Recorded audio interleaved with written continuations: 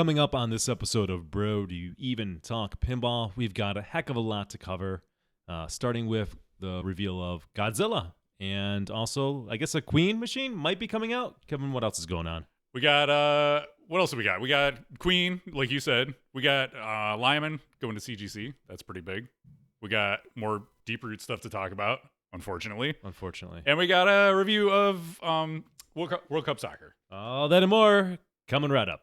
Double super jackpot!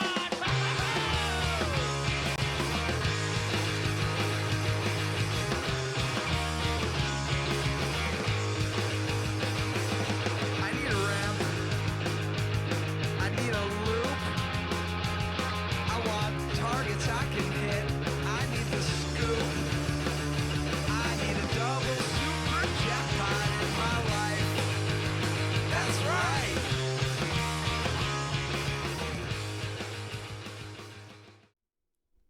And now, the Hall & Oates of pinball podcasting, Nick Lane and Kevin Manny of Buffalo Pinball. Whoa, boom shakalaka. Do you add some like reverb to his No, voice? I think that's a mistake, but we'll go with it. It kind of sounds like he's in the arena or something. Yeah, how did you do that? I don't know. It's something How'd with you how I make that set up the mistake? audio. Good mistake. Are we in an arena too, or? No, I think we're good. I tested earlier. So All we should right. be right. What's going on? It's what is day? It's Thursday, October 14th. Yeah. That's the date. That's the date. And that's the date. show. Thanks for tuning in. That's All Nick right. Lane. That's Kevin Manny. If you're watching on YouTube and you're like, well, the bald guy's an idiot, but the skinny guy has something to say, we have names. Who said that? Who said you're an idiot? Someone said you're an Nobody idiot? said you're an idiot. But Who said somebody said you're an idiot? No. Oh, okay. But they call me the bald guy and they call you the skinny guy. The skinny guy's a liar, I heard. Right. He's just shilling up his skinny investments. skinny guy is Nick. Bald Yeah. guy is Kevin. Yeah. Yes. There you go. There you go. And so if you're listening at home and something goes wrong, it's because I'm running this on a whole new rig today. So stay tuned. Stick around for the dumpster fires. Oh, you got Something will the go wrong, I'm camera sure. higher too. I'm looking up. Yeah, because I have to like put the camera up here over the big old monitor that I have now. So I got to work on my camera angles. All right, what's up? what's up? How you doing? Hit like and subscribe. Is that how we do this? Follow, like, and subscribe. It's your boy Kevin. That's right. All right, we're What's done. up? We're done messing around. Let's get into the partner thanks. All right, where is it? There it is. There it is. I screwed it up. Kevin fucked it up. All right, hang on. I have to add mics to that scene. There we go. Copy. This We're what doing you it. do. We're doing it live. Oh, there we go. There we go. All right. We want to thank our partners before we get into this. Without them, it'd be possible, but it wouldn't be that great. Let's be honest. All right. First of all, our premier partner, Pin Stadium. Pin Stadium lights. Go to pinstadium.com. Use coupon code Buffalo. Save 10%. What is Pin Stadium? Pin Stadium is a lighting kit. I mean, kit's an understatement, but it's a lighting kit, lighting experience, a stadium lighting experience for your pinball machines. You can see it from space. It is controlled by iOS or Android. So many colors, so many options. I love it. I have it got on my machines. Kevin's got it on his machines. And it's dangerous. Once you get on one machine, though, just be prepared to open your wallet and go take out a loan for more of them. But that's Pin Stadium, premier partner. Want to give them a huge shout out. Other partners are, let's go for them. We're going to do this differently this time. Oh, shoot. We're going to go Titan Pinball for your silicone rings. And also, I'm hyping this up.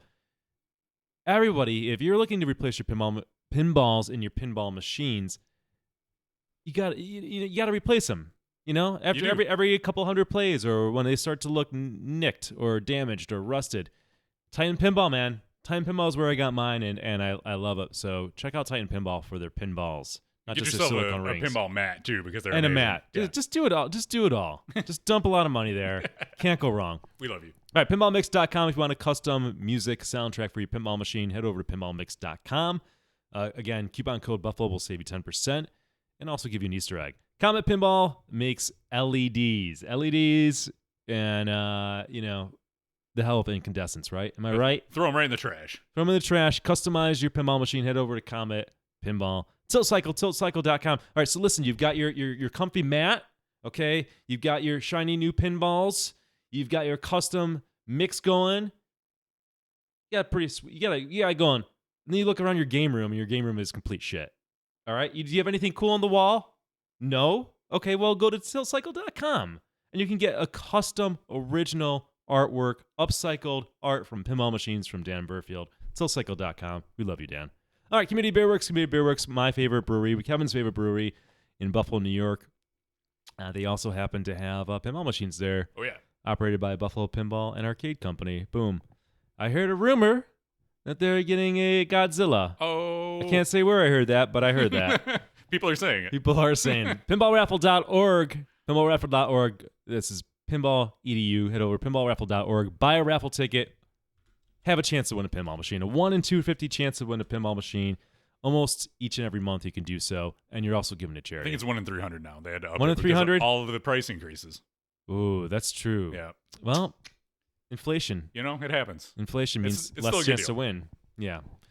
Jersey Jack Pinball, making most beautiful pinball machines on the planet. The most recent is Guns N' Roses. Kevin's got I got 5 out of heck of a 6. collection. Yeah, it's pretty good. It's all right. Pinside.com. I love Pinside.com. I just had them change my name today. Oh, yeah? So Nick Buffalo Pinball. Oh. Yeah. No more Gus fan? Rip Gus fan? Yeah. We're retiring You're that. on brand now, so. We're retiring it. I Yeah. appreciate it. There you go. Pinside.com. That is the premier place to go to engage in forums, look at pinball ratings, sell, buy. It is the only place I go for the pinball community, really. I'll be honest, Tilt Forums is good too, but Pinside is my bread and butter. Tilt Forums is like when you're learning something. Yeah. Or if you want to play in a tournament or something. Yeah, that's super nerdy. Still good, but nerdy. It's true. Flipping Out Pinball, flippingoutpinball.com. My boy, Zach Meny. It's your boy. Best customer service in pinball, period. I you know what? For you guys, I got to test a sponsor out. So I purchased a game from Zach, and I put him through the goddamn paces, and he held up like a champ. I mean, we've heard Nick's experiences with new inbox pinball, Yeah, so you're getting into some shit there. He has been through the gauntlet, and he delivered. I highly, highly recommend when you're getting a new game, Flipping Out Pinball, 100% all the way. All right, themodcouplepinball.com for your modding needs, and let's get to the show. Let's do it. All right. And we got some news coming up, so let's have Tim tell us about the news. Here's the tip. It's the latest pinball news. So hot, it's on fire. It's pinball news. All right. Well, let's kick it off. There's some brand new news that happened today. And did I put the mics over here? I did. Look at it. We got mics and we got the website. So Stern Pinball announces a hiring of a new president. So they announced today that they hired Seth A. Davis as president. He's 43, if you wanted to know. That's cute. Interesting that they put his age in there. know. I saw that. I was like, is this a dating site or like what's going on here? Is he like long walks on the beach and horseback riding? And What's his sign? Gary Stern, founder of Stern Pinball, will continue to serve as the chairman and CEO of the company. Dave Peterson will continue to serve as vice chairman and EVP of the company. As president, Seth will join the company's leadership team and be accountable for future performance of the company and its extended enterprise. He will report to Gary. So prior to joining Stern, Seth spent a combined 21 years at the Walt Disney Company and General Electric, served in a wide variety of functions, increasingly senior levels. Here we go. This is the part that matters. Immediately prior to joining Stern Pinball, Seth served on the executive team responsible for the highly successful subscription-based streaming services ESPN Plus and Disney Plus. Earlier in his career, he served in Disney corporate financial planning, blah, blah, blah. So he comes from subscription services at Disney. Disney Plus, Disney. Stern just announced Insider Connected. It's a subscription service. We can see where this is going. You know, they're trying to get onto that monthly subscription-based model where you're trying to pull in that ongoing revenue over and over again. Who can blame them, right? That's all software companies are doing this. You know, I use Adobe products all the time. It's all Adobe Creative Cloud now. It's like a bottomless pit of pinball money, so you might as well get directly connected to the pinball owner's credit card and a phone and some buttons to just throw more money at it. What could they incorporate from a subscription service, Kevin? Because it's not obvious to me, right? Let's see. I have. That's not saying they will, but it? I think Kevin's on to There something. we go. Oh, that's the wrong website. We want to go over here. So this is from an interview with George Gomez. And he says, our existing Insider All Access loyalty program also joins the system. All Access Connected is a subscription version of the service experience focused on providing additional player features along with behind-the-scenes development stuff, early access, special events, and quests. In the future, we intend to create exclusive game extensions such as special access to new modes or new rules and features to increase the All Access Connected values. Interesting. So they're going to put certain game features behind a paywall. Yeah. We'll see how this unfolds. Yeah. You know, after you spend what now for a pro, it's 6,000 something. I can't even give up $6,400 maybe shipped. Yep.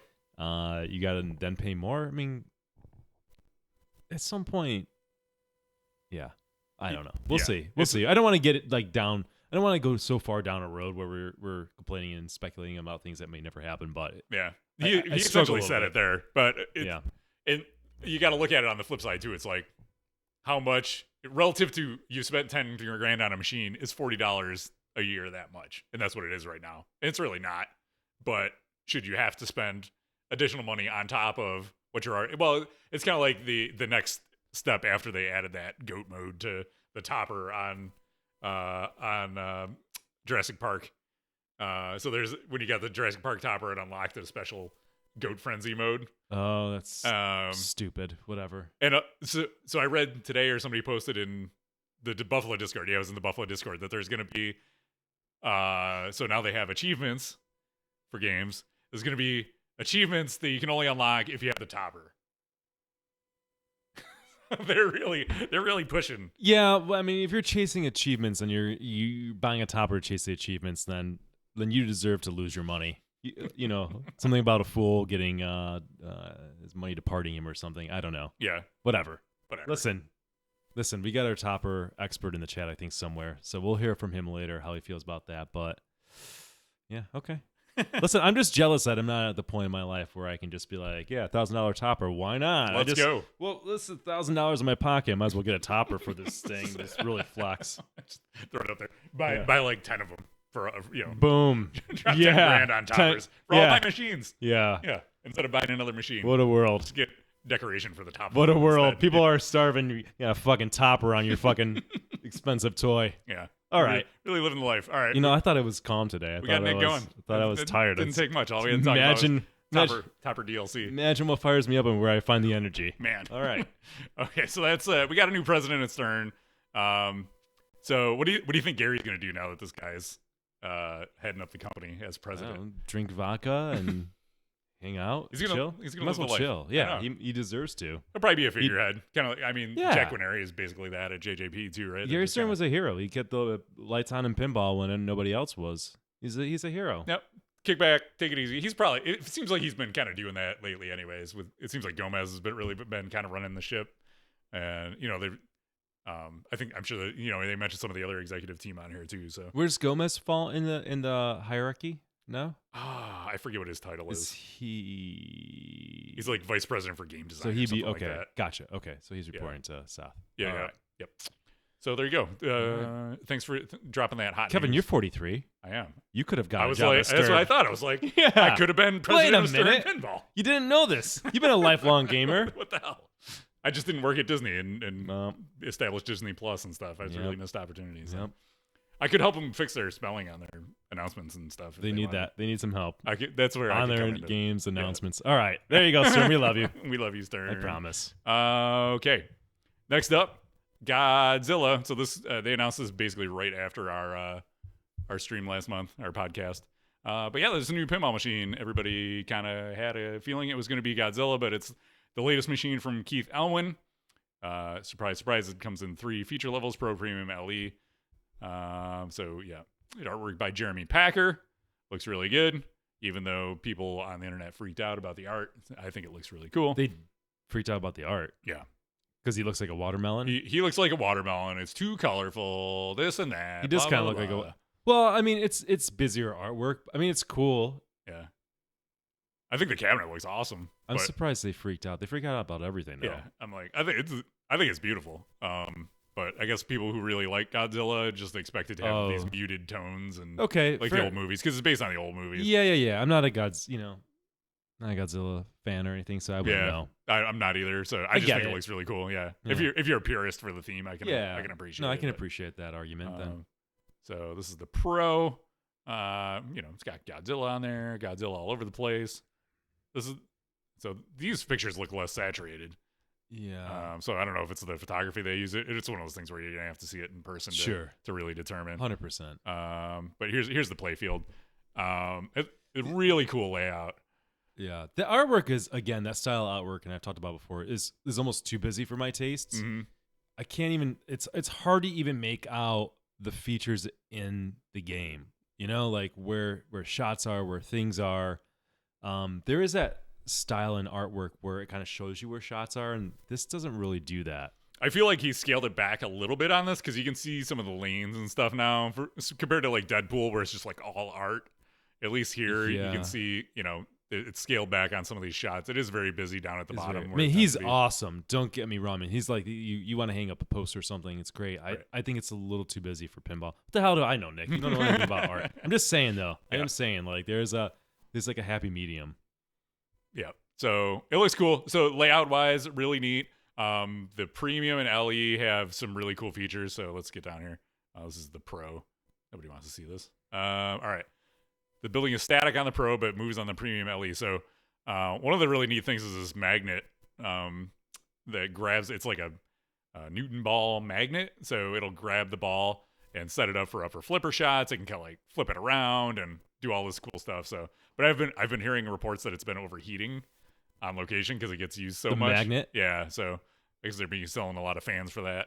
Like they have been for flippers too. But hopefully they must have. They better have like a lot of Mylar around there, right? Yeah, I have no idea because that's gonna wear out that area super quick. The building. Let's see if we can get to the building on the Premium LE. There's a lot of pictures here. Here's the Premium. Okay. We're looking at pinballnews.com, by the way. Shout out to Pinball News. Here's so you got the bridge that collapses on the Premium LE, which is really neat. Yep. You've got the building. The building reminds me of a reverse time expander on Doctor Who. So it starts up tall and collapses over time, and it will release the balls for multi-ball. Really cool. There's shots that kind of crisscross through the building. There's also this jump ramp into the Mecha Godzilla down here. So some really neat features that you don't get on the Premium LE, or that you don't get on the Pro, that I think is pushing people to make that jump. Yeah, it seems like a premium all day, but then again, the price increase is just like, Jesus Christ. Yeah, that's where I was going next. So there is a significant price jump on this. We talked about it last month, but it's actually ended up being more. So we were speculating 600 on Pros and 1,000 on Premium LEs, because that's what CoinTicker had put on their website. But certain price increases went up $700 on the Pros, $1,200 on Premiums, and $1,300 on LEs. So the new MSRP is $6,200, $7,800, and $9,200 respectively. So pretty significant jumps. Or no, sorry, that was Mando. That's Mando. The new prices are $6,900, $9,000, and $10,500. Oh God! Wow, I can't even process that. Yeah. So, whoopsies. Yeah. Is this a review? This is just us talking about the game. I appreciate that question. Yes, thank you, Chris. It's not a review. Not a review. You didn't give the disclaimer. This is talking about news. Yes. Yeah, we have not played this game. We're just talking. This game came Chris out. just saved us. Man, somebody was typing furiously on YouTube, and they're just like, backing off. They'll probably hit enter. Anyway. The people who type on YouTube don't actually listen to what we say, though. They hear what they want to hear, and then they proceed. It's very not true. Everybody. The stupid comments that we get. Exactly. Well, that's the internet. Welcome to the internet, everybody. I know. This ain't my first rodeo. Anything else we want to say about Godzilla? So like you said earlier, we should have access to one play pretty soon. Yeah. Yeah.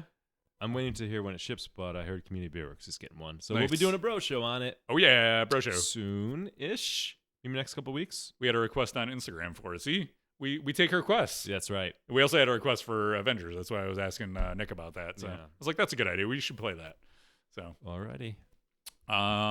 Insider Connected. We kind of talked about the cost and the paid features, so we can skip by that.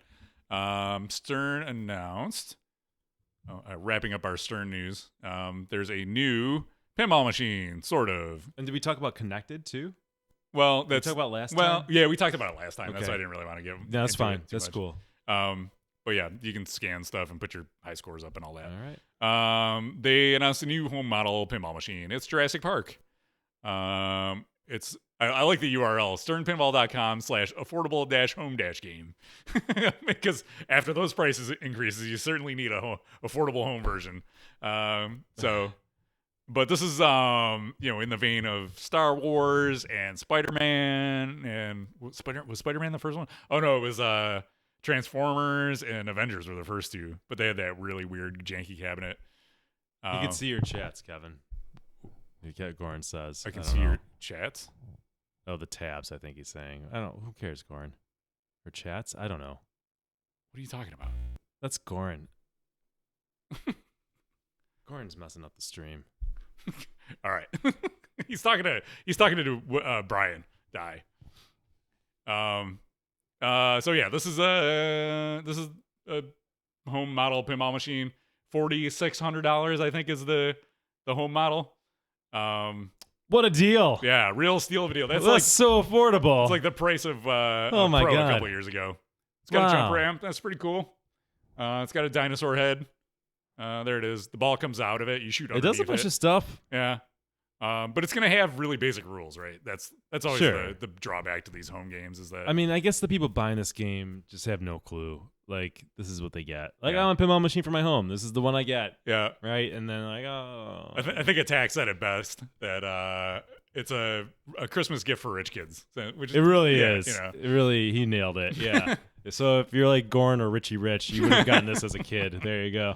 But for a home model, it looks solid. You know, there's some significant features in here for a...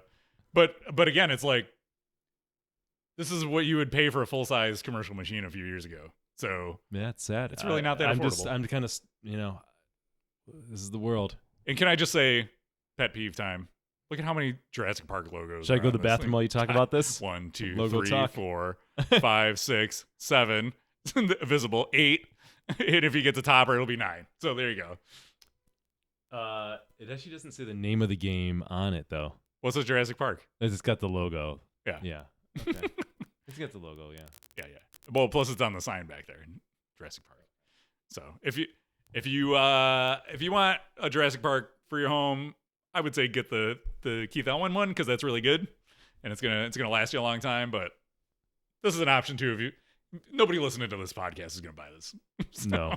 If you do, you're gonna get it used for whatever, for cheap down the line. So there you go. Okay. There you go. That's the pin. All right. So that's all your Stern news.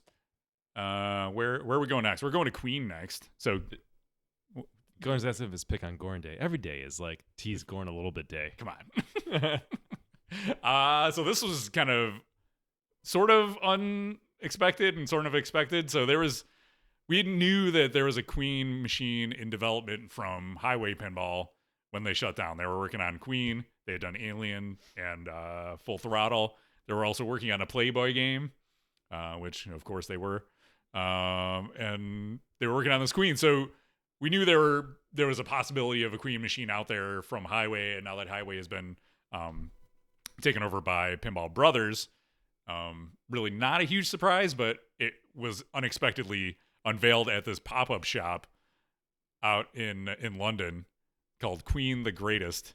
The shop is dedicated to merchandise and memorabilia from the band Queen. Again, we're going from pinballnews.com. Thank you, Pinball News.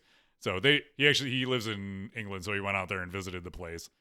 So you can go in, there's all this Queen merch, and then like in the basement of the place, they have this Queen pinball machine that you can't play.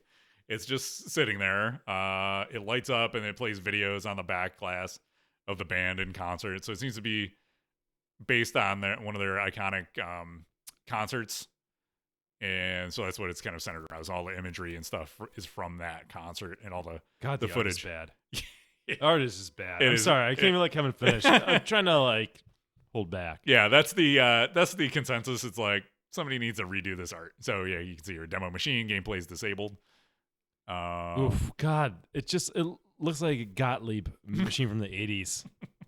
That's what they're going for. They nailed it. Yeah, they really did. This is like the only part I really think is cool around the start button. That is cool. Yeah. I agree. It's weird. I don't know what that is, but I like it. Yeah, it's weird. It's like, why was the creativity there? Like, and every place else it kind of sucks. I don't know. Yeah. Yeah, it's really, I don't know.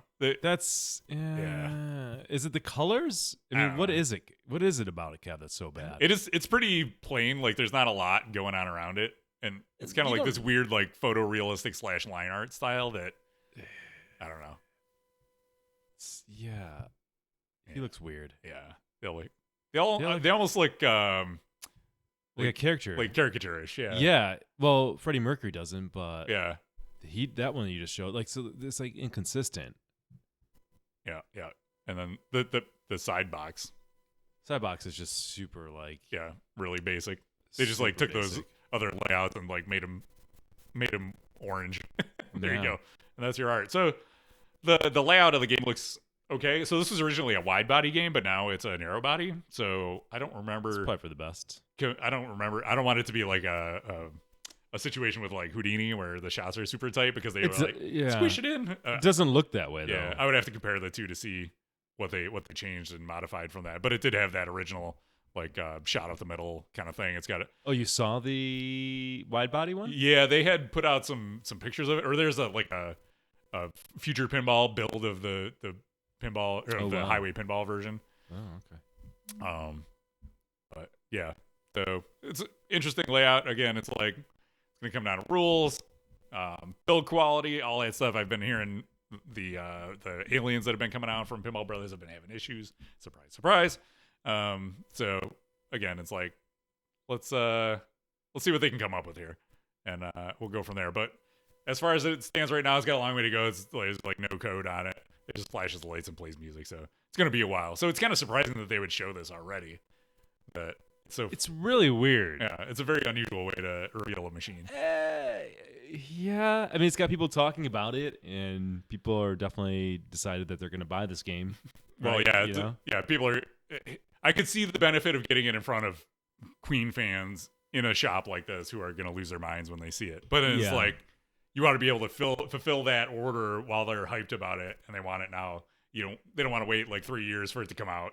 It's called the Jersey Jack Pirates of the Caribbean effect. Exactly. You do not want to do that. And that's why, it's so funny because even Chicago Gaming, so they announced Cactus Canyon, what it was like a month or so ago now. And people are already getting impatient. They're like, well, they said it was going to be 4 weeks and then it would be shipping. And where are they? And that's why kind of these companies, they learn the good ones learn their lesson and they stop announcing so early. They wait. Well, like JJP got better between Pirates and Hobbit, or no, Wonka. Pirates and Wonka. But then they still had a wait of a couple months. So then when GnR came out, they're like, all right, we're going to have 100 of these ready to go on day one. And it still wasn't nearly enough, but at least they had something there to satisfy those orders. So you want to grab those sales when you can and cash them out as soon as you can. Because people, if they wait a year, they'll be like, well, I changed my mind. I want to go buy this other thing instead because I've played that game now and I'm not that excited about it anymore. So you got to go on it. So that's Queen. And all right, so let's jump over to, let's see if this works. Can we do this? Oh, it works. So over at Jersey Jack Pinball, Mark Seiden from him on Twitch as the Arcade with 5 R's.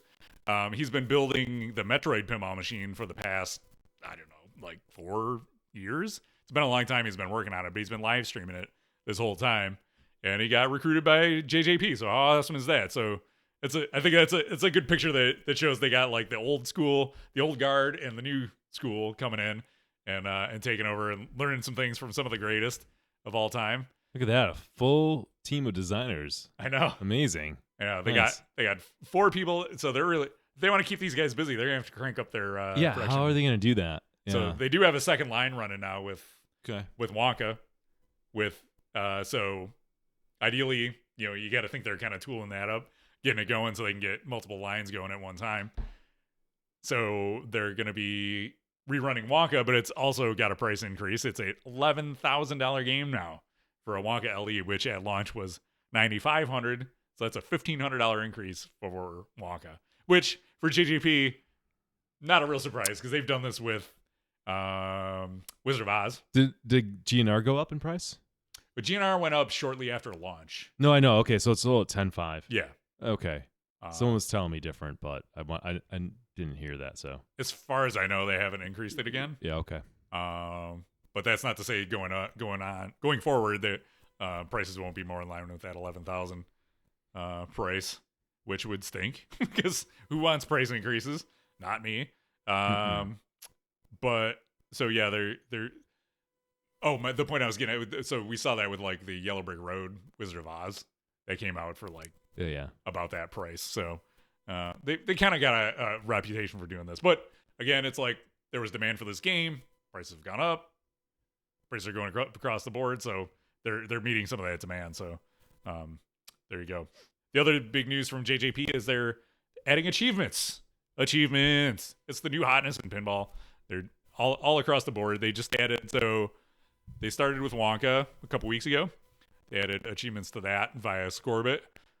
Then on Tuesday of this week, they did a code update for Guns N' Roses, and that has achievements now via Scorbit. And then just today, they added them to Dialed In. So that's 3 of their 6-game fleet is up to date with their achievements on the Scorbit platform.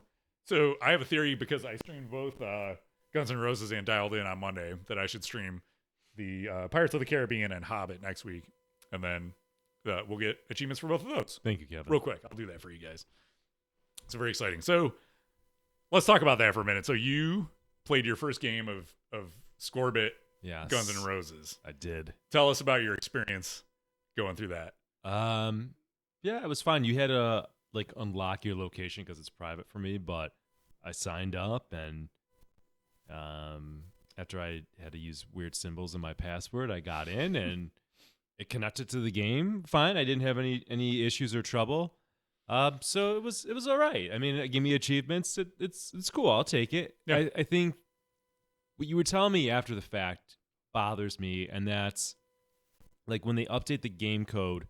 If you look at like the global high scores, that's like irrelevant now because that's old game code.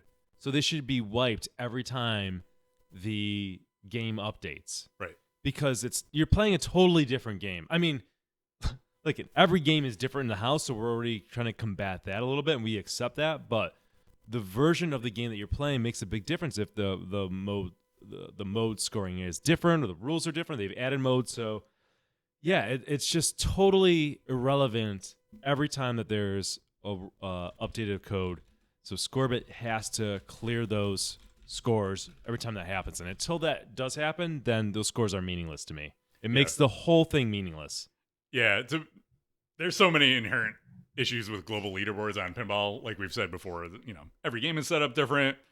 You don't know if it's a 3-ball, 5-ball, glass off. Stern is combating some of that with their weighing achievements more heavily if you do them on location, because in theory you're going to be playing with the glass on. Although if Nick Lane has his game on a location and he's setting it up, he could take the glass off and all day do it if he wants. So I could. We accept that. I mean, it's not.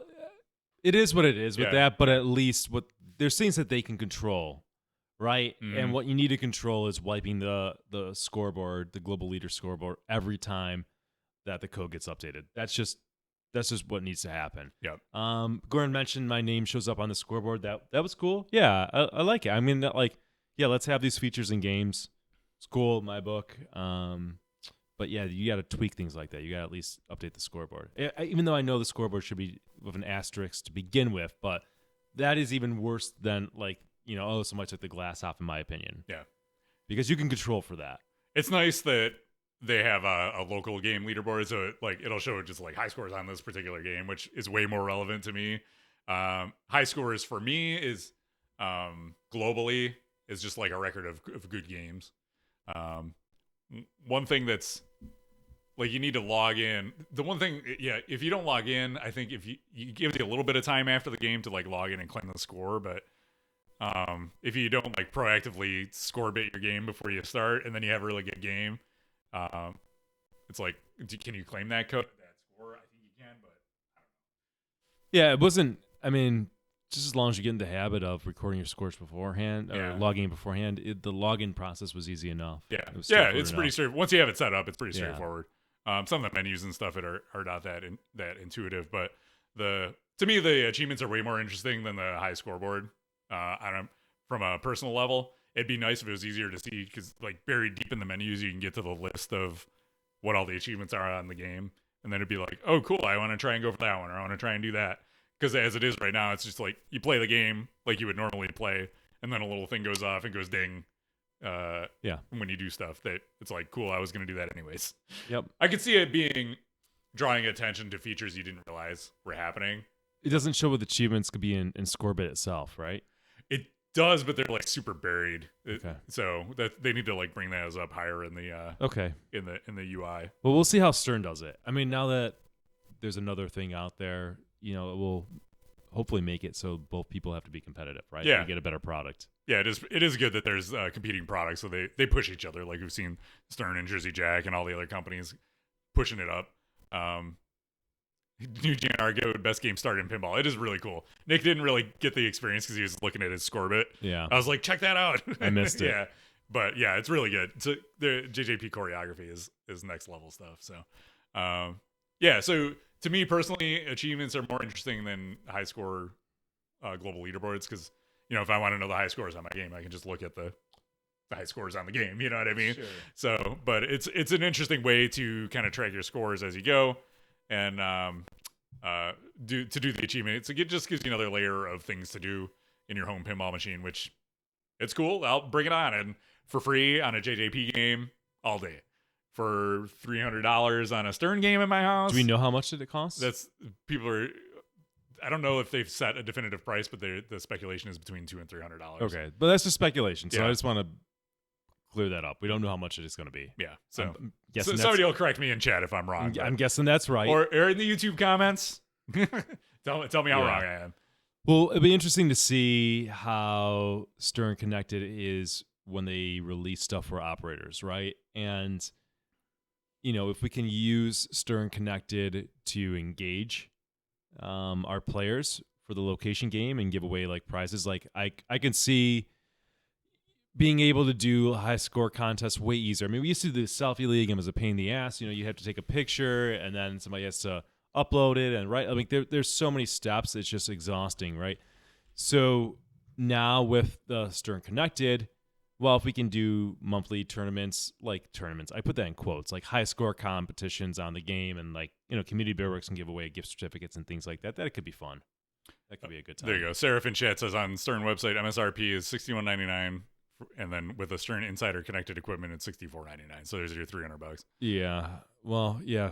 That would logically that makes sense. Yeah. So we'll see. But to be fair, Scorbit, if it's not a JJP game, is going to cost you that much too. Oh yeah. So they're on par with each other. Which either one, I was like, I don't see the value in my house for that. But. Yeah. I just I like I said, I'm not looking to throw away money right now.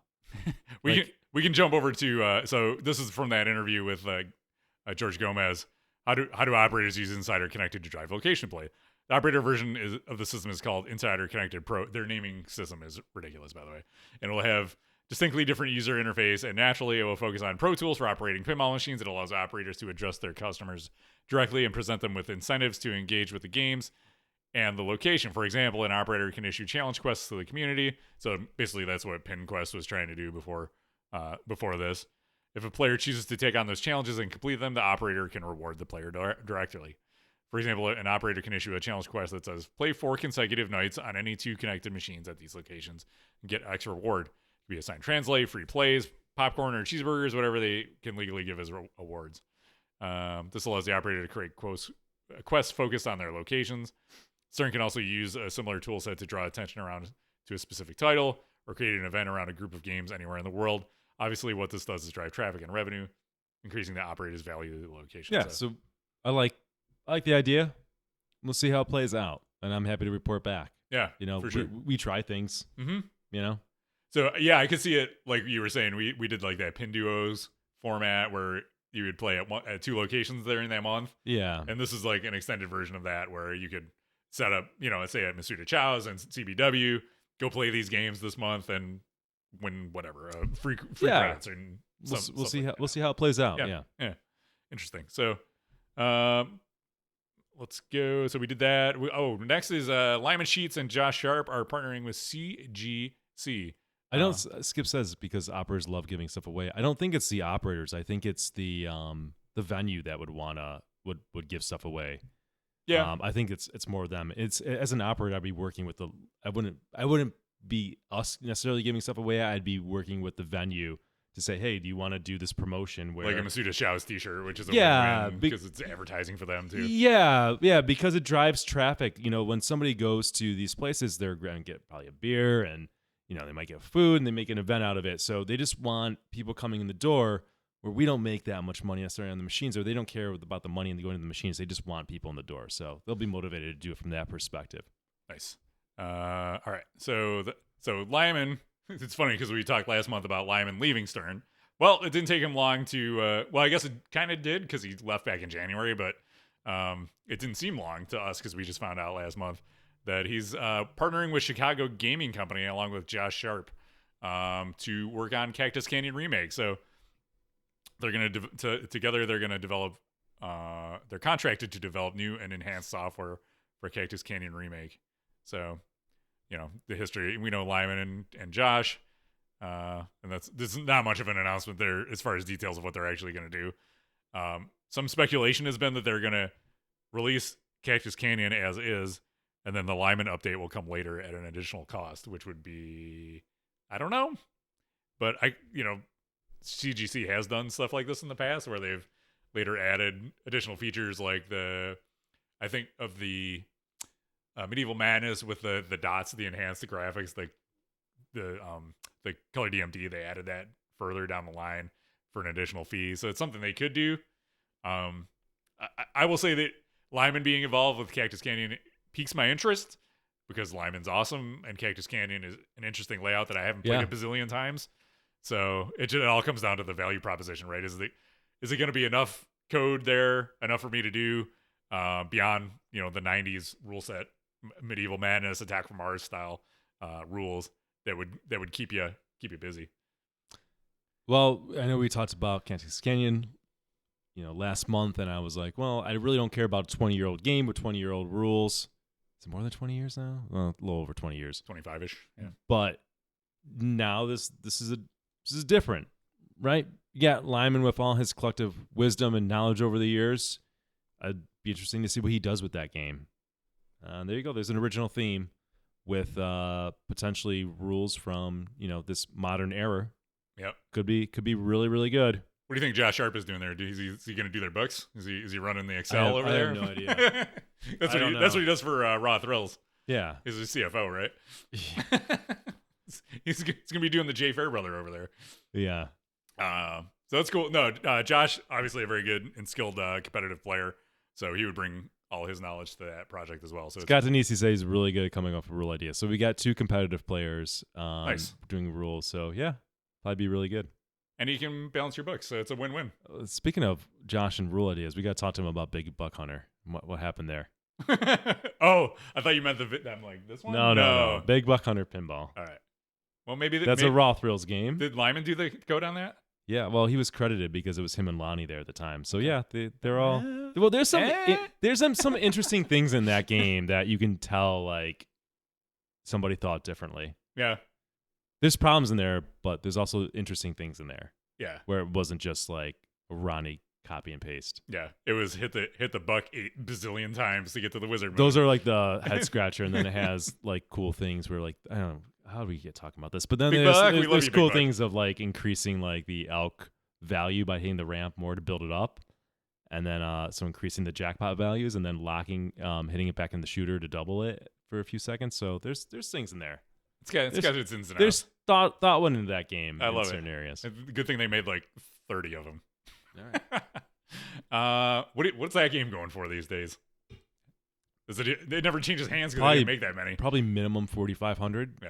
I would. Mine is probably worth at least 5,000. I'm sure I can get 5,000 for mine. Yeah, yours is super nice. Yeah. It was owned by Josh Sharpe. Boom. Oh. I'll get a certificate of authenticity. Nick Lane and Josh Sharpe. He's super famous. You got the A-list pinball person, and then I'll be C. Maybe I'm a C on a good day. Maybe B on a good day. Yeah. Maybe B on a good day. If you're modeling pinball t-shirts for Comet, then you're a B list, I think. BBH Strat Talk. This is just you just lost our viewers. Plummets down to like 5 people.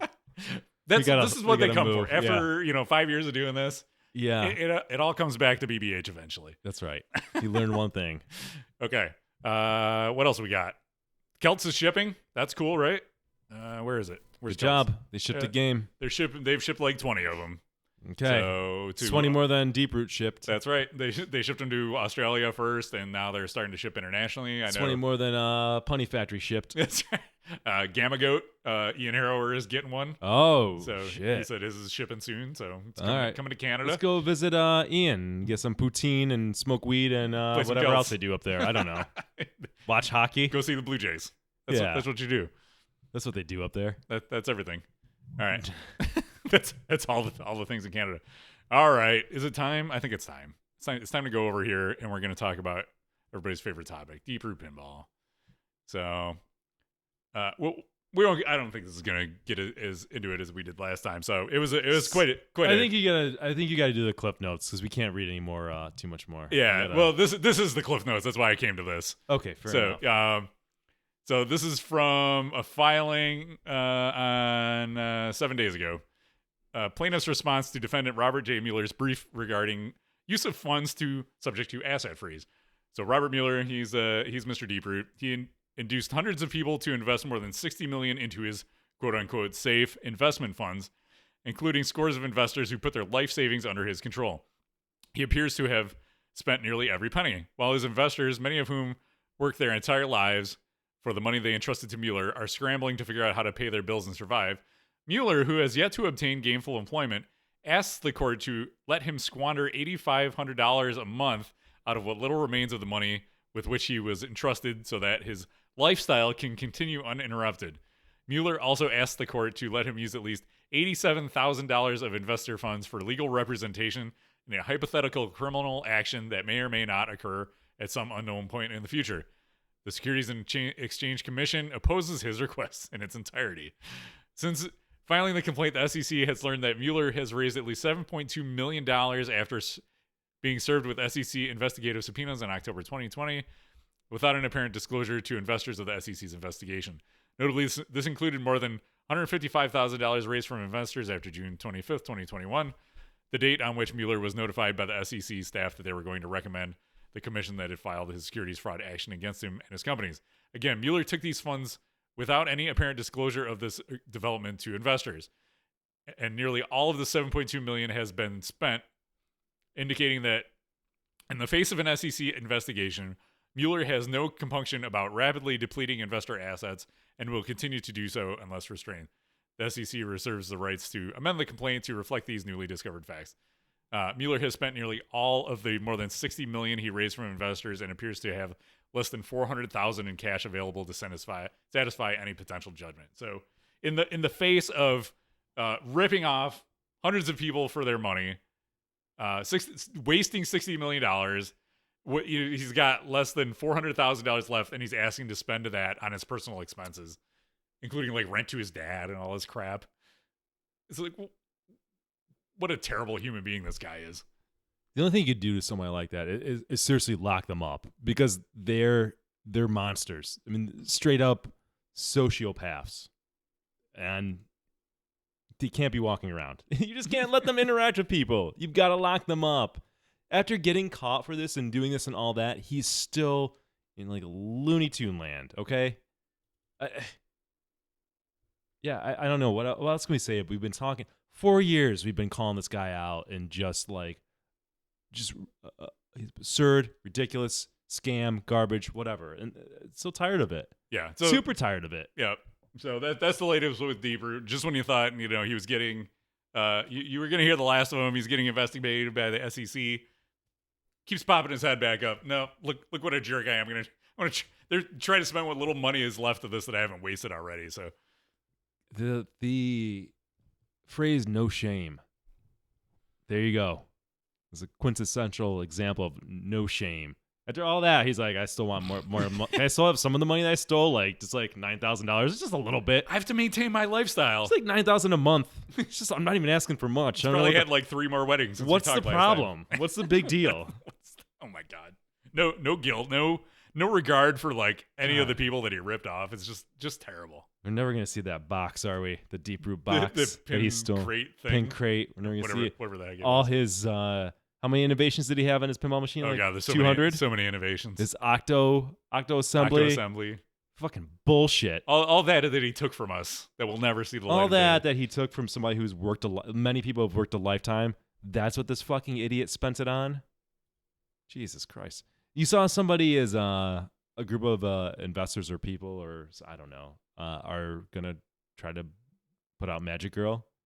Did you see that? Well, they took the like 16 Magic Girls. They made like 16, and they took like 4 of them and actually finished the game because it was just like a bunch of parts thrown in a box. So now it actually has rules and the mechs work. And I started watching that video. I didn't watch the whole thing. So are they actually going to try to make it? I watched enough of it, and I was just like, "Fuck it." Well, it's not even a good game. Yeah. Like this, it's not like this is a game where people are like, "Well, despite all this, there's something really special here, and this game hopefully will see the light of day." I don't think anybody's like, "This is a great game that we got to bring to market." It never was really fully fleshed out, anyways. Just burn it. The whole thing is just tainted. It's just like burn it. Use your time, energy, talents, and resources for something else, not this J-pop, Robert Mueller garbage. But the art, Nick, the art is so. It's such a beautiful game. Oh yeah, the art. Well, yeah. Then buy the playfield. Yeah. Buy a poster. Stick it on your wall. You don't have to use precious resources into the Magic Girl. That's a joke, dude. It's a joke. Yeah, I saw the video. We're like, oh, the art is so beautiful. Oh, yeah. But fucking buy a painting. I don't know. Buy a Dan Burfield piece and hang it on seems your a wall. lot of work. These are people who like look at a pinball machine and like buy it for the art. Like there's like 100 years of beautiful pinball machines out there you can buy and play. Buy one of those. Where there's a lot of good things about the machine, not just the art, right? Like there's the artistry in the game design and the engineering that went into actually functioning. I don't know. Listen, people are gonna do what people want. Just roll our eyes, and I don't know, man. Pinball's crazy. Pinball is super crazy. I can't blame somebody who bought that game if they have the skill to like make it work. Why not go for it? But there's this adoration for this game for some reason. It has this like mythical status that somebody's just gonna come along and be like, oh well, those guys can do it. Now I'm gonna do it. We're gonna make Magic Girl happen for real this time. Yeah, for real. Pinball's easy. It's easy. I've heard. Yeah, that thing's like cursed. Oh God, I know. It's just cursed. Don't touch that. What do you put like cursed objects? You just I don't know. you burn it or you seal it in like a tomb somewhere, and people find it 400 years later and like, what is this? Bury it in the desert like all those old Atari ET cartridges. Yeah. Yeah. Bury it in a concrete tomb. Yeah, I Done. agree. Put it Done. there. That's where that game belongs. That's where it belongs. All right. Well, on that note, let's talk about another new pinball company. I did not know this. Oh, I knew. I always like when I can hit Nick with something. Ballarama. New. Ballarama. Your inner hero would be thrilled with a new challenge. Ballarama is bringing excitement, making games for generations to come. Okay, that's ambitious, but cool. We're creating innovative pinball games and enjoy being part of a thriving pinball community. Ballarama offers a place where pinball enthusiasts can feel they belong, and we want you to have a part in developing our innovative games. I was looking for a place where I can belong, so thank you. Ballarama, you filled a niche in the market. And Ballarama. do you really want a company that's like, we need our fans to make our games? Wait, did I miss something? Well, we want you to have a part in developing our innovative games. What does that mean? I don't know. Are they hiring people? Why Meet the team. Why now? Yeah, Well, why we'll- now? we'll Exactly. We'll get to meet the team. Good question. You guys answered this? Okay, I can't wait to hear what it is. Let's go with why now first. There we go. I'm waking up. All right. We want to be part of the expanding pinball industry, but not only that, we want to take pinball places it's never been yet. We want to... It's been a lot of places, including jail. Which we just talked about. Yeah. We want to change the landscape. Our mission is to give back to the pinball community that has welcomed us with open arms. Have there? With Ian's engineering expertise and Barbara's eye for impactful design, we think our innovative product... How many times have they said innovative so far? Well, if Products you're that will be- innovative, does it have 200 innovations in it? I don't know. We'll excite and challenge and the rest, and then stand the test of time. Who's Ian and Barbara? We're gonna meet them. We're going to meet them. What are we offering? I hope they're. If they're nice people. I'm sorry for being skeptical, but Ian and Barbara, if you watch the show, you understand why I'm gonna be a little skeptical. Okay, so let's proceed. We're a little skeptical of new pinball companies. You Yeah, gotta a little bit. You got to show it Little bit. before we'll buy it. I want more pinball machines. Yeah. Don't get me wrong, but All right. Radical game designs. That's what they're offering. New and exciting designs that every pinball enthusiast will be rapt to get their hands on. be Cool. wrapped is interesting. I'm rapt. You think that's stock art or what? That's I'm not so okay. industry Let's first. go through the hyperbole. Yeah, it's all we've had so far. Industry first features. Why reinvent the wheel when there are already perfectly good machines already? Pinball players are always looking for new challenges, and Ian, as an engineer, can innovate to take pinball further. Globally, there is currently a stream of new game development. Riding the stream, Ballarama Pinball brings even more life with some cool new never before seen. It's like right out of the Deeproot playbook. Some cool mess. And I just never thought like riding the stream is a good idea. Yeah. Have you ever rode the stream? No, I'm gonna pass on that. I haven't either, and I'm not going to start riding any stream. You ride streams at your own danger down there. All right. Games with awesome feel. Innovation is cool, but it's not enough if a game doesn't play well. How does it feel? Our pinball games are fast, precise, organized with rule sets that include tantalizingly obscure top-level goals. Once you've played them, they're talking about games. They haven't produced any games I yet. picked up on that too. These are games that don't exist yet. I picked up. Listen, I'm going to say this again. Kevin and I will work pro bono if you're bringing a pinball company to market. I think you get maybe 15 minutes of our time pro bono. This is the valuable feedback. We can do it. We're actually doing this in a public forum. We're but doing it you've for already free put right this now. out there. Yeah. we can help you avoid this. Here's the pitch. Let me stop you right there where you said games. Games. What games are we talking about? Yeah, all right. The games with awesome feel. Those are the ones. Okay. All right. What else do we have? They're solid and robust. Yes. It's not all about the design and how it looks, but how reliable is it? To keep our games operating and players playing, our machines are designed and built with reliability in mind. They act like their machines exist already. I know, it's amazing. A game that just works goes hand in hand with one that plays freely. I don't know what that means. I don't know what that means either. Words. They're just like throwing words together. A game that just works goes hand in hand with one that plays freely. Nailed together pinball machines. Sick. That's a good comment. I don't know. Look at it. They're nailing them together. Well, they're not gluing them. No hot glue in this game. They're using nails. Ballarama pinball machines are ready for some hardcore playing. They will definitely stand the test of time. Okay. They update their code. We will always be innovating and updating game code to make our pinball landscape more enjoyable, exciting, and addictive. Well, Ian's doing the engineering and Barb's doing what? We're going to find out. We haven't gotten to the team. Who's doing the code? I don't know. Frank? We haven't met the team yet. We're getting there. I mean, it's Frank. It's Frank. Jimmy or Frank is doing code. They have reliable spares. What happens if there is wear and tear? It is a pinball machine after all, and after hours and years of playing your machine, you may need some TLC. We will provide you with the spares you need. You'll be playing. So they're already anticipating it's robust. Let me boil this, these 50 words down to one word. Spare parts. They have spare parts. They have spare parts. Yeah. But I thought that's robust. Yeah. It's robust though, Kevin. But they're going to give you, they're already anticipating the thing's going to break left and right and they're giving you spares? Yeah. Okay. And they have lifetime support. We are, lifetime of what? Lifetime of machine, time determined by you or my lifetime or your lifetime. Define the lifetime, please. We are not a set and forget business. Our customers will always feel supported. We guarantee it. This is... all right, ready? Ready to meet the team? All right. Are we ready? Here we go. It's Ian. Ian. He's the CEO and the technical manager. Then we have Barb. There's Barb. She's the artistic design manager, so she's going to be doing art. Barb's in the art. Okay. Oh, Heidi. Then we have Heidi, assistant art. She helps with the art. Okay. She helps Barb. Yeah. And then we have Natalie, who does marketing PR. Natalie. Looks like Natalie... okay. And I'm taking issue with the market. That's the whole team. That's the team.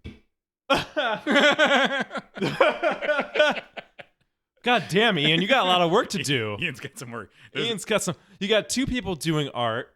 Natalie's gonna tell you how awesome your games are. Nobody doing anything else. Who's gonna design the game? That's the team. That's your team. Who's gonna design the game? Who's gonna do the rules? Who's gonna do the LCD animations and stuff? Who's gonna do the sound?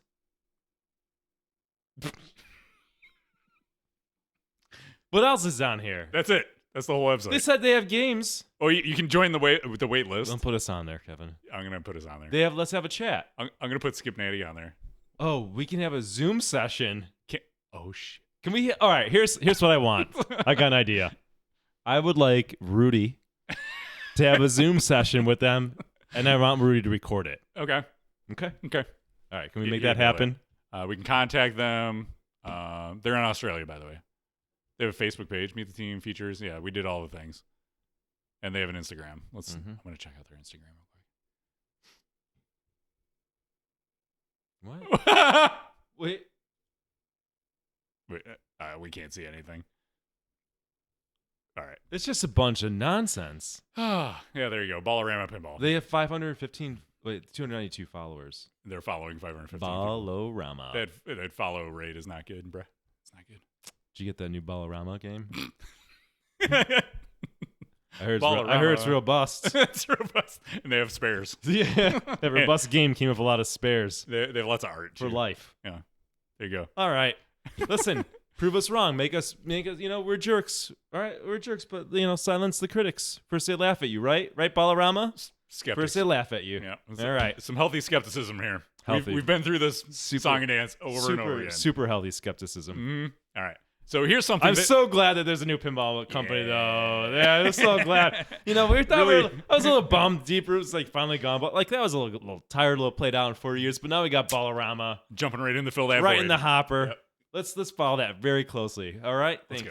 All right, thank you, Ballarama. You want to talk about something that exists? Australia's the hotbed of pinball, apparently. I know. The home pin started there, and then they went to China and You made know what's some a good garbage. idea, Kevin? Starting a pinball company when there's worldwide supply shortages after a pandemic that's seeing a CPI index shoot up to the highs that we saw in 2008, right before the recession hit. I think that's a great time to have a pinball company start. What do you think? Let's fire it up. Fire it up. Yep. JJP, Stern. Yeah, they have delays. When you live on, We can do it, though. when We'll you be live different. way out in Australia, yeah, good luck. It's fine. Shipping and all that stuff is super cheap, I heard. The ports are in California are all clogged up Easy. with stuff they can't unload because nobody will do it. I think we should start a company now, too. Yeah, Oh. There we go. Buffalo Pinball Build- Manufacturing Company. There you go. Rolls off the tongue. You could do marketing. I could.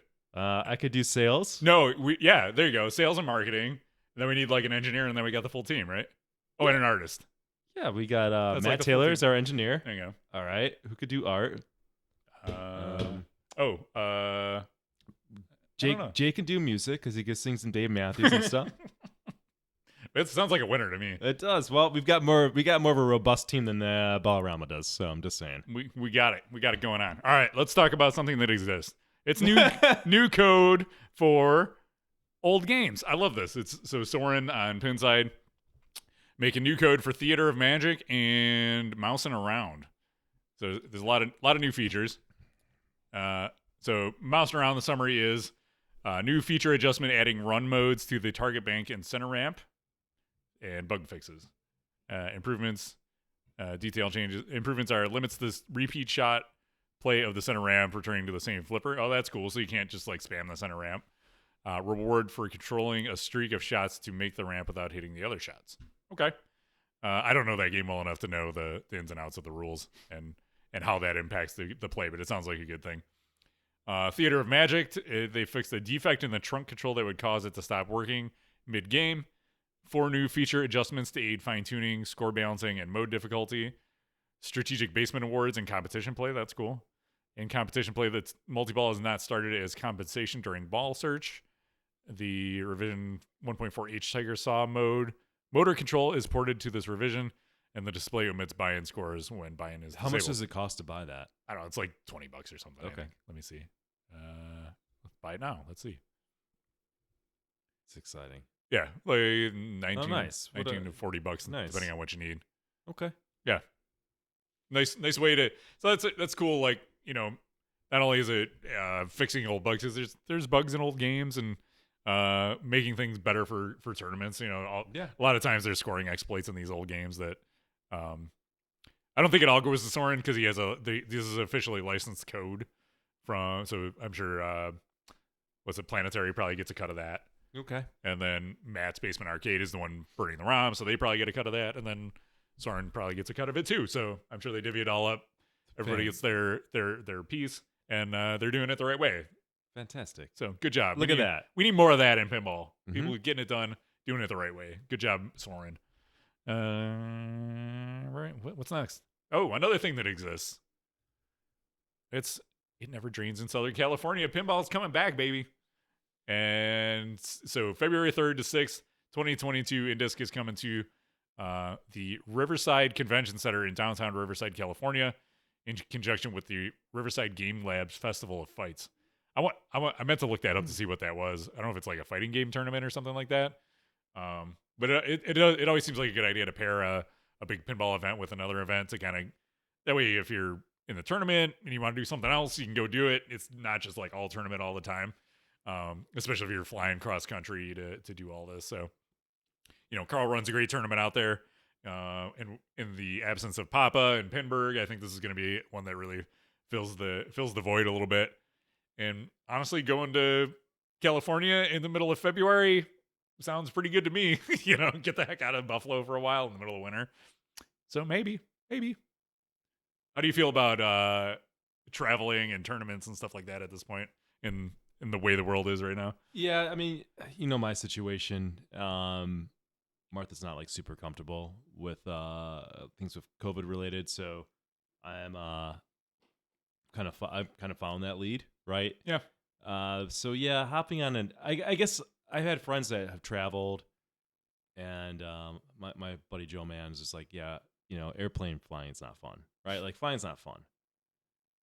So yeah, I mean, but then again, people are pent up and they want to do big pinball tournaments, so I'm sure they'll be fine at the tournament in terms of turnout.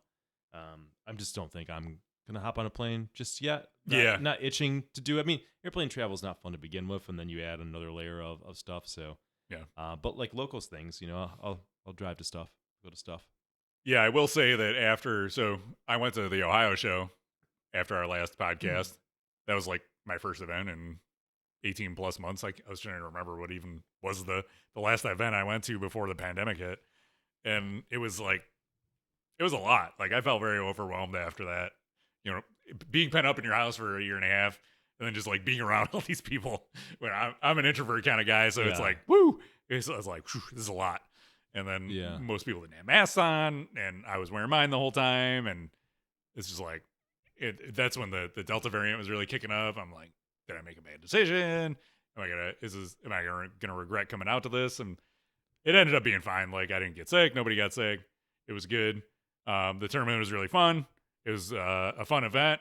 Good to see people hang out a little bit. Yeah. But yeah, it's like that mental like mind shift of holy crap, I'm around all these people now. Yeah, I mean it's tough because you always have COVID floating in the air figuratively and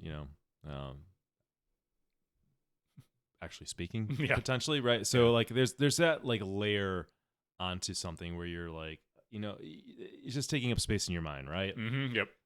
So it's weird. It's you want to come back and you got to be careful. It's just times are weird, but I'm glad that we're able to get back in person, right? And it's just like just be smart about it, and hopefully we can continue doing so. Yeah. All right, last news update from our friends at Multimorphic. They're going to be at Pinball Expo, so I know a lot of folks have been looking to play the P3. So you're going to be able to play Heist and Sorcerer's Apprentice in person there if you want to check it out for yourself. Nick was playing some Lexi Lightspeed earlier.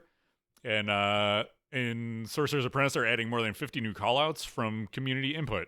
So they have been recorded and are being tested, and they're mostly insults from the Sorcerer. So okay, it's what you want in that game. Sure. Yeah. More Sorcerer trash talk, which I can appreciate. Locally, we had our first league night since the pandemic hit, and it was a lot. That was also a lot. I don't know if you felt the same way after that. It was like, that was... Well, it was a long day because we did the playoffs in the afternoon, and then I didn't leave your house till like 9. So like the last game I played was Wonka, and I think I got like 53,000 on it or something stupid. Like I was just done. Yeah. It's just a long day. Yeah, same here. But it was awesome to see everybody. Everybody kept their masks on. Yeah. Everybody was really cool. Very respectful. We had a lot of new players, and they seemed to have a good time. And we got a good league. It was really nice to be back playing pinball with people. It was really nice. I absolutely love league. I like hosting. I like seeing people. It's fun. We're wearing masks during league. It's up to the host, but I think that's a good idea. And people were like came up to me like it's just really weird to be in a room full of so many people, right? Like it's weird for a lot of people, and it is weird. It is weird, and I will gladly wear a mask and play pinball. If that's what I got to do to play pinball, right? Mm-hmm. Like safely and not get super sick. And if we can keep this going, then great. I'm all about that. Yeah, I mean, it's something to look forward to in winter when, things in Buffalo get really, you end up being cooped up in the house a lot of the time, like we have been. But in Buffalo, it's kind of like a winter tradition. You get that cabin fever going, so it's good to get out and see everybody, hang out, play some pinball with friends. Like you said, we've got a great group. It's easily my favorite thing that we do in pinball. Yeah. The league. It's super 100%. fun. 100%. It's sold out every year. Yeah.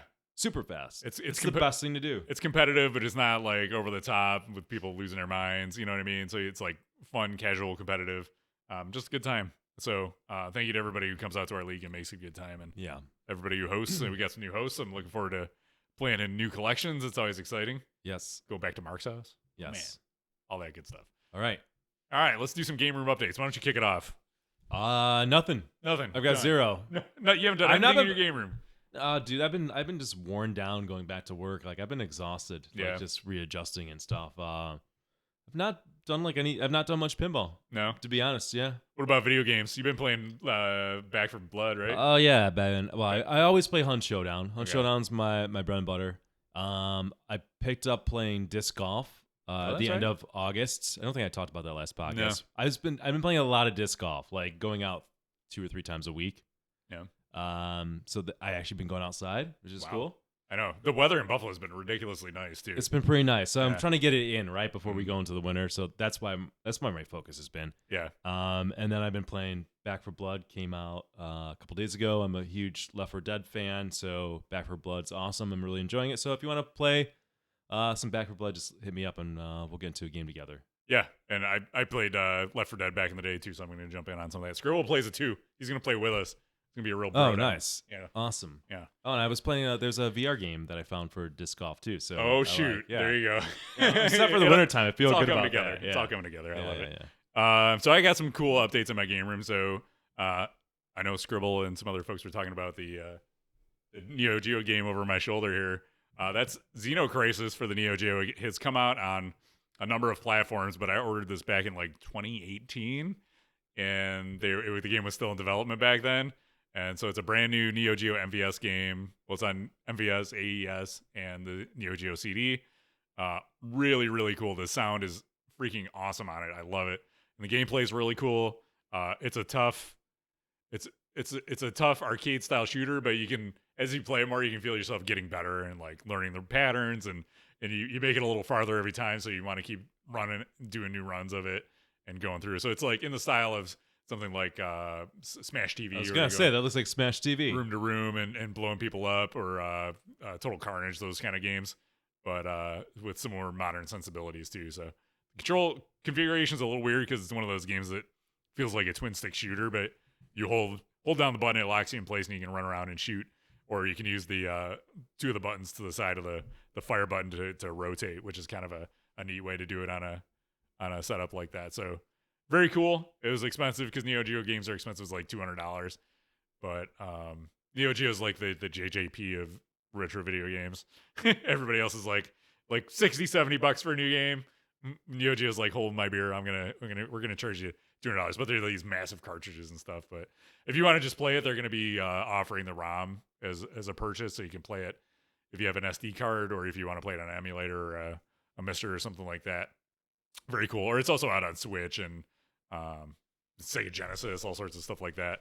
So there you go. I talk about video games and Nick Lane leaves. I like it. It's gotta hit the bathroom. What else? We're sitting at a brand new computer desk rig setup. So I've got a 27-inch monitor here, brand new Mac Mini. Got a side monitor here, very cool, a little more compact station for our podcast. And I've been working from home. Working from home has been an ongoing thing for me now. So I was like, if I'm going to be doing this for a long time, I want to have a comfortable setup. So we're going to upgrade the desk and everything here at the in the game room, because this is my home office as well. So pretty good home office. And so it seems to be working out so far for the podcast. So I like it. And it gives me even more room I can squeeze like one more pinball machine in here now. And maybe there might be one on the way someday. So good to have that extra space. But honestly, if I buy another game, I'm probably going to be selling something, because prices are pretty crazy. And yeah, I just don't have $10,000 laying around to drop on another pinball machine. So something's gonna go out if something comes in. But if some amazing deal pops up and I have to add another game to the room, I've got the space for it now. Other thing I've been playing is Metroid Dread on the Switch, and that game is freaking amazing, really good. Oh, why you look at my feet? Skip was checking out your feet. Too Weird. Skip's got a foot thing. I think. Oh, Jesus. Weird. Metroid Dread, really good. So it's in the classic Metroid side. Have you ever played Metroid games? No. You weren't like a Nintendo kid, were you? No. Yeah, they're really good games. I played them all the way back to when I was a kid. And awful, says the arcade. Hard game. Yeah, that's what all the reviews are saying. But it's really cool. It takes me back. It's a lot more forgiving in a lot of ways than the older Metroid games. Where so like if you die in a boss battle, it starts you right back there. You don't have to go all the way back to your save point. Or if you die in these like ME areas, there's like these robotic guards that you have to sneak around, and if they kill you, it just takes you back to a quick checkpoint. So it makes it easy to kind of go back and try to get past the difficult points of the game. But it's classic Metroid. If you love the old school Metroid, you want to play a new game, definitely check it out. I'm loving it. I think it's my second favorite game on the Switch. Number one would be Zelda, Breath of the Wild, and then number two is going to be Metroid Dread. It's just that good. Check it out. I'm very happy with it. It's the first game in a long time that I've played. I'm like, I just want to keep going. Play a little more, and that's a sign of a good video game. Somebody should make a Metroid pinball. If only somebody was working on that. Is it review time? It's review time. Let's go, kids. Where's my review? There we go. Let's go.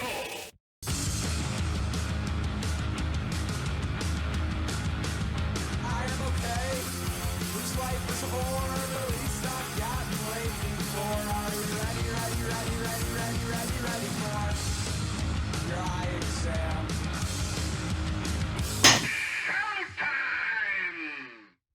All right, it is time for it's time for World Cup Soccer. World Cup Soccer, released by Bally in 1994.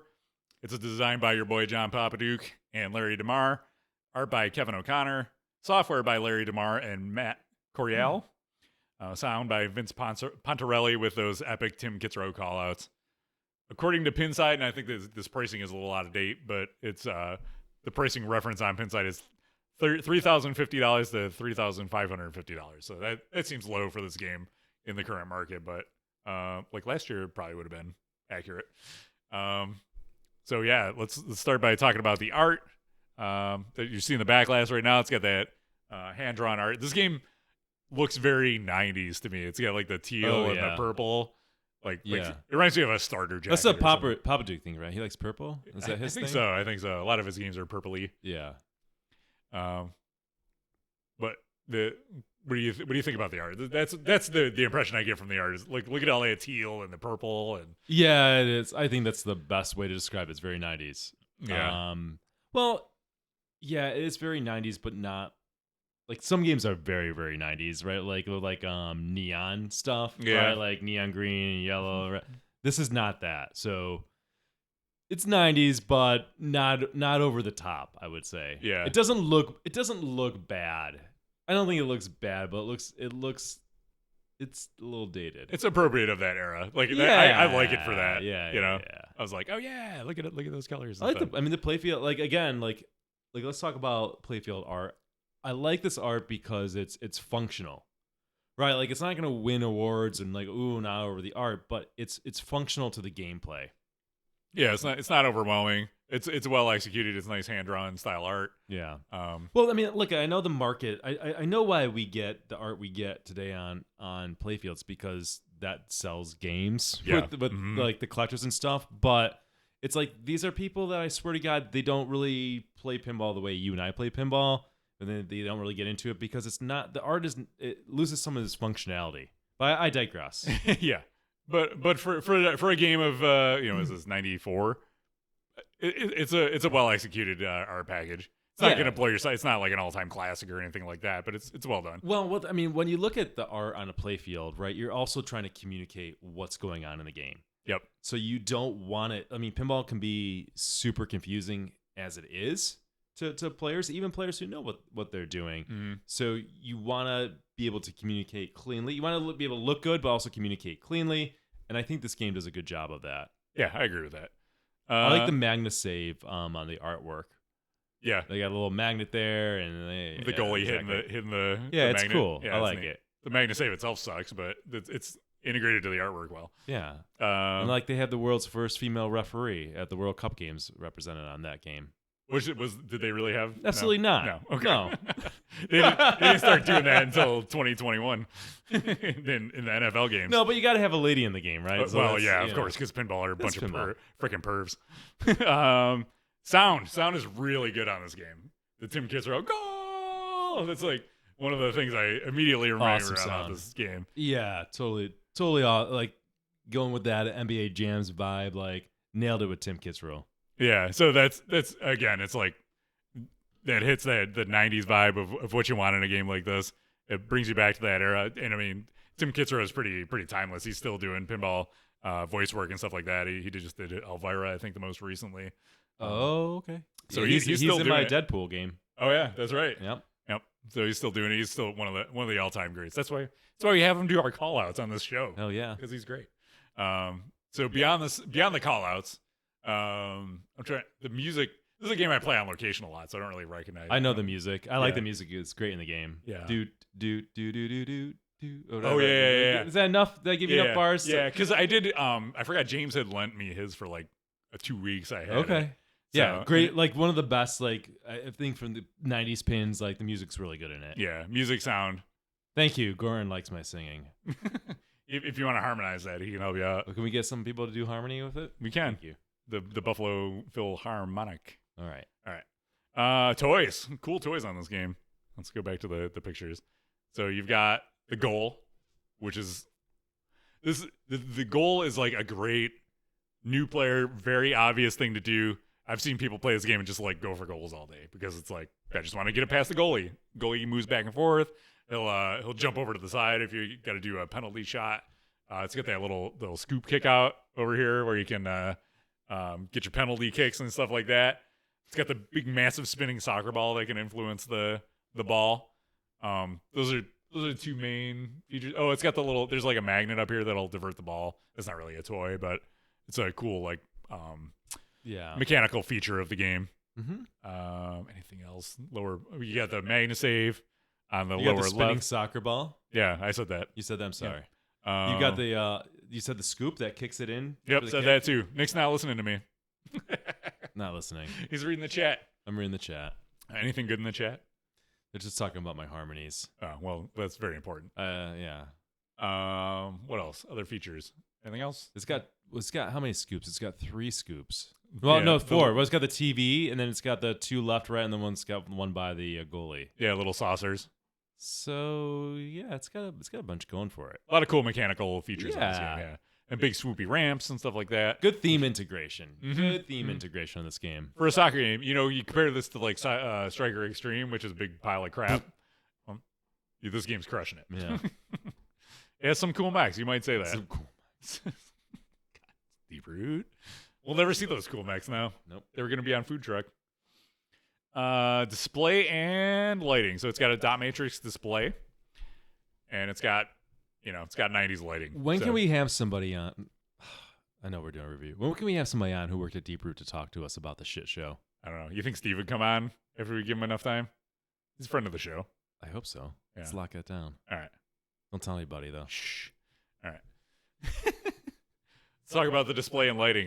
This is a review, by the way. I know we did the intro that said it was a review, but this is the review. This is a review. Well, we Okay. had the intro, Yeah. so we're good. We're still just if So you jumped in midpoint, Still reviewing. we're doing a review. Okay. What do you think about the lighting and the display on this?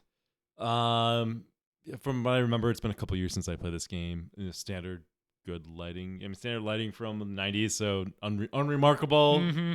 Fine for the time, nothing bad. Mm-hmm. Display was fine. Yeah, nothing stands out. Yeah. But that doesn't mean it's bad. It's got right? some neat DMD. Usually standouts animations, either but- because it's really good or bad. right. So It's right in the middle. it's right in the middle. Okay. So far, we've had really good art. Well, above average art, amazing sound, fun toys, display and lighting. It's kind of right in the middle. All right. Yeah.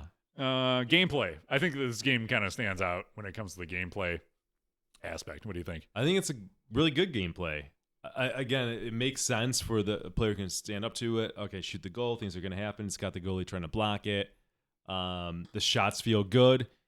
It's really weird. It doesn't strike me as like a particularly hard game or particularly easy game. I've been to the end of it. I've been it. I had this in my I babysat it for like many months. Yeah. So I've played this game a lot. But this is like going back probably, I don't know, 8 years ago, maybe. Yeah, it was a while ago, it's a while ago.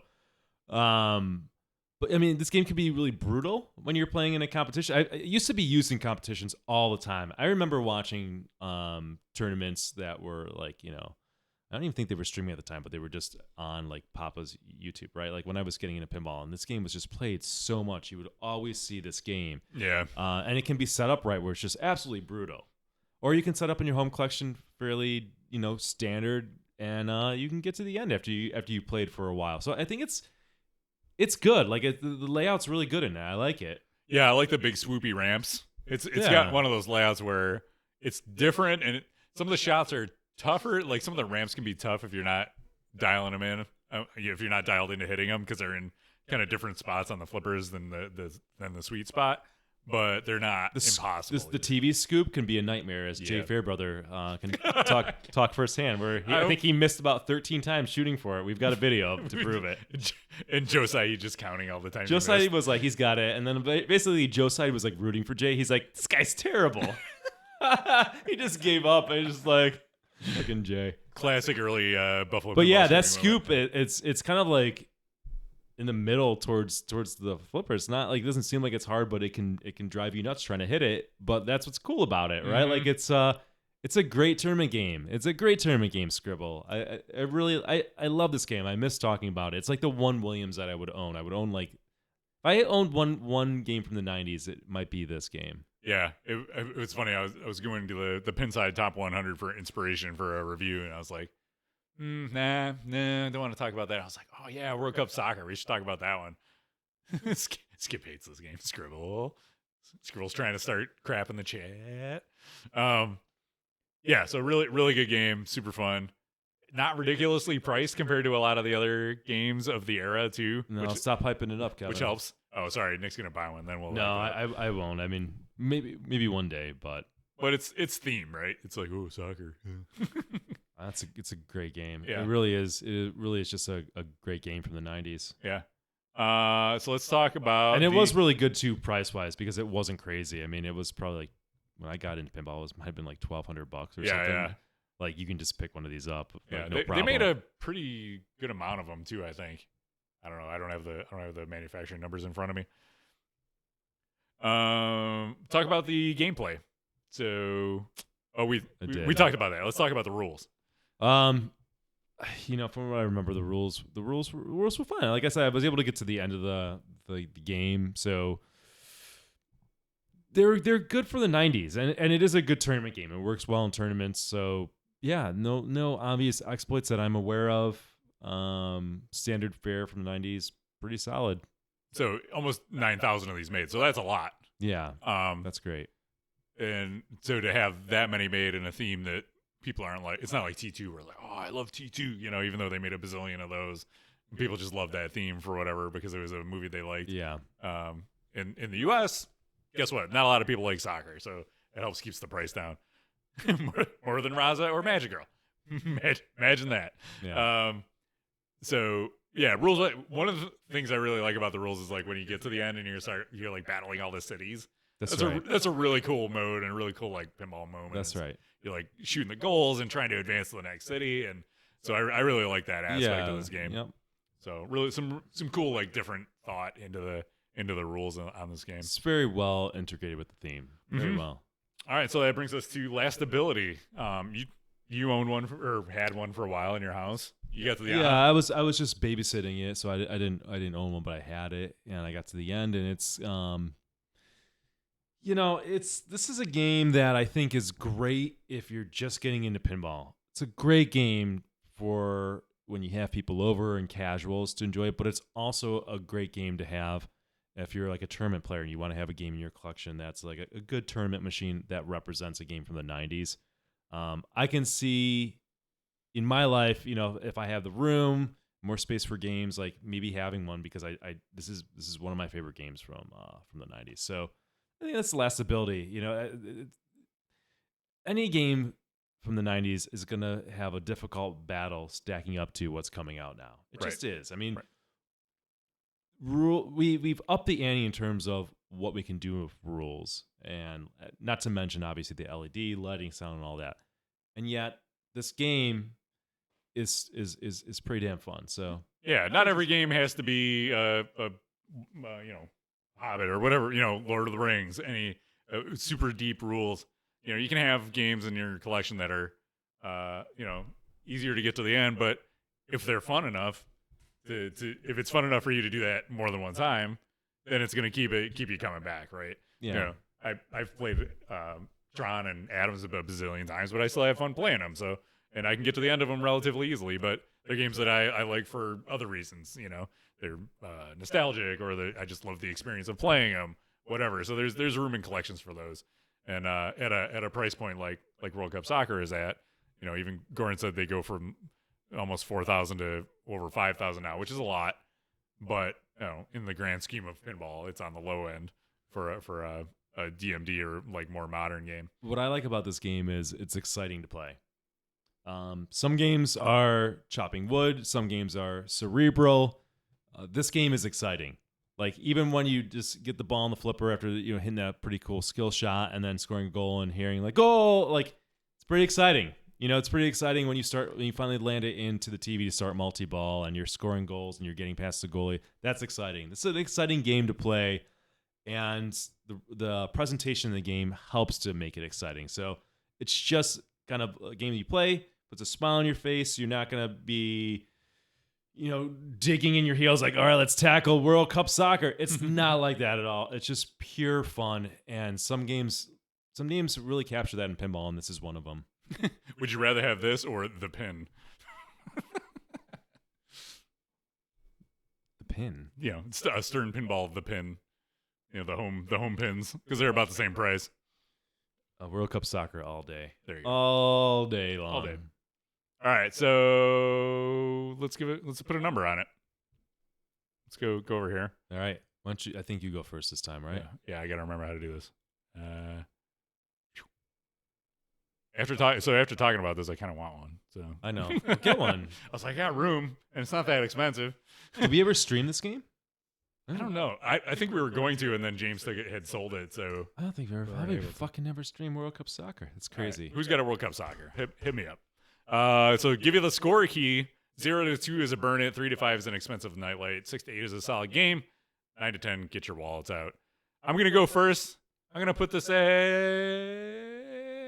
a 7. I think this is a 7. Right middle, solid game, really fun. I would buy it. Yeah, I feel like that's where it belongs. This game is an 8.5. Wow. But I take into account that it's 8.5 in the game from like almost. It's an 8.5 because it's just fun. It's just so fun. Like I love games where I don't just boil it down to. When we do a review, we boil it down to here's art and sound. But at the end of the day, I'm just like, God damn, this game's just fun. It just feels like an 8.5 to me in terms of that. Cool. There you go. That's your review of Bally's World Cup Soccer. Go out and buy one, maybe. All right, and that brings us to the end of yet another Brody Even Talk Pinball. Thanks for joining us, everybody. Don't forget to give us a follow on all the social media channels. We're on Twitter, Instagram, Facebook, YouTube if you want to catch past shows. We got 5+ years, 1 million views on our YouTube channel. Thank you, everybody, for watching over the years. You can join us in Discord, discord.gg/Buffalo Pinball. You can email us, talkpinball@gmail.com. If you want to leave us a voicemail, we've got that on our Anchor FM page, anchor.fm/Buffalo-Pinball. You can support the channel by subscribing to us on Twitch. If you got Amazon Prime, you can throw that to our way every month for a way to support us at no extra charge. You can take the money from Jeff Bezos and give it to us. And then we have PayPal, too, if you want to give PayPal, buffalopinball@gmail.com. Another way you can support us is by dropping a review on your favorite podcast platform or wherever you consume this content. Nick, what do you have to say before we toss over to everybody's favorite Topper Talk? Thanks for tuning in. We'll catch you next month. All right. Bye, everybody.